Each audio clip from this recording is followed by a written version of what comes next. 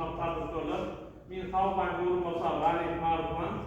Bugungi kunda Xalq banki tizimida mavjud bo'lgan kredit turlari haqida biroz tushuncha berib o'tmoqchiman.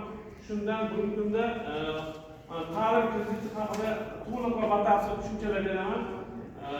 Ushbu ta'lim krediti sizni farzandingiz, o'g'lingiz yoki qarindoshingiz kunduzgi sirtqi yo'nalishida oliy ta'lim muassasalari bakalavriat hamda magistratura kirganlarga ta'lim kreditlari ajratiladi. Shu ta'lim kreditlari xotin qizlar uchun bepul, ya'ni 0% dan erkak o'g'illarimiz uchun 10% hisoblanadi.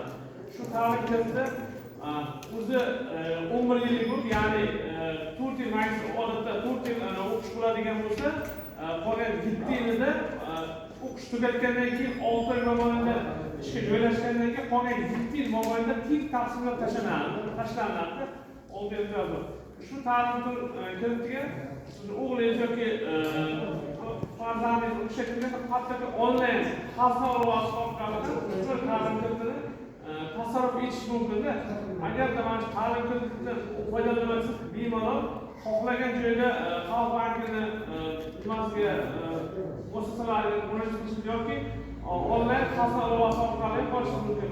Agarda kimlarga savollar bo'ladigan bo'lsa, marhamat, aytsa yana tushunchalar beraman.